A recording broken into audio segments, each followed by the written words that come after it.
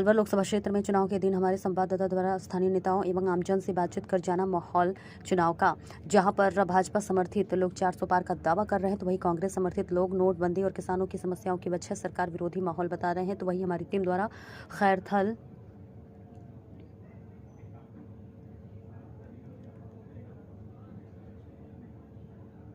नगर परिषद सभापति हरीश रोघा, भाजपा ओबीसी मोर्चा के पूर्व जिला महामंत्री शेर सिंह सैनी, भाजपा वरिष्ठ कार्यकर्ता और पुरुषार्थी प्रकोष्ठ के पूर्व जिलाध्यक्ष सेवा का लाल वानी, प्रदेश महादेव कमेटी के सदस्य गिरीश डाटा से बात कर उनका मत जाना। आज मतदान का दिन है और आप यहाँ मतदान केंद्र के आसपास ही हैं। क्या लग रहा है? बहुत अच्छा लग रहा है। देश किस दिशा में जा रहा है? देश सही दिशा में चल रहा है।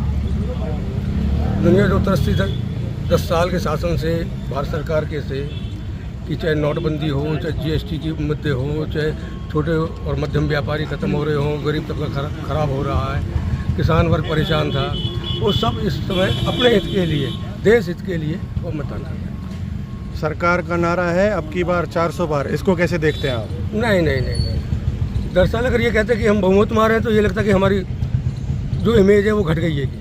ये खाली हवा की बात करते हैं कि मुद्दों से दुनिया को भटकाते हैं, ये विकास की बात नहीं करते। 10 साल में हमने क्या किया उस मुद्दे पे ये वोट नहीं मांगते हैं, नहीं इन्होंने वोट मांगा, खाली हल्ले मचाने की बात करते हैं। दुनिया इन चीज़ों से उब चुकी है। इन्होंने पहले ये कहा था कि 15 लाख आ जाएंगे, क्या हुआ भाई?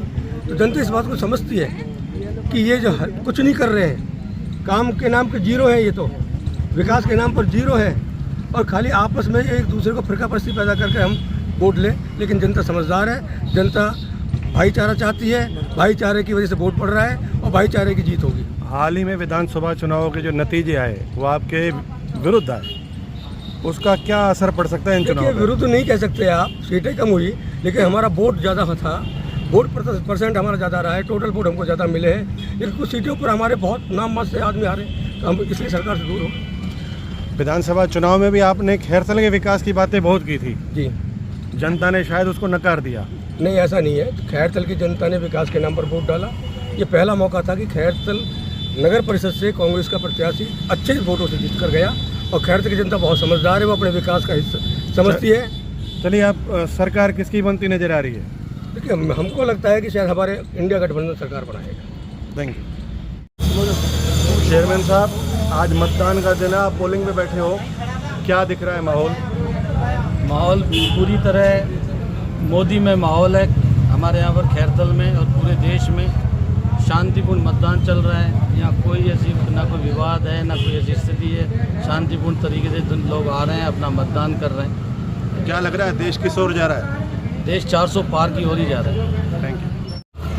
आज लोकसभा के प्रथम चरण में यहाँ अलवर लोकसभा सीट का हमारे खैरथल में सीनियर सेकेंडरी स्कूल में 7 बूथों की मतदान चल रहा है। सुबह 7 बजे से लेकर अब तक लोगों में काफ़ी उत्साह है, वोट डालना है। सभी ने उत्साहपूर्वक एक राष्ट्रीय पर्व के रूप में लोकतंत्र को मजबूत करने के लिए उत्साही मतदाता लाइन लगा करके अपने मतदान का प्रयोग कर रहे हैं। और मुझे लगता है कि शाम तक 6 बजे तक का मतदान है, तब तक यहाँ मतों की जो गणना है मेरे हिसाब से 65% से ऊपर ये मतदान हो सकता है।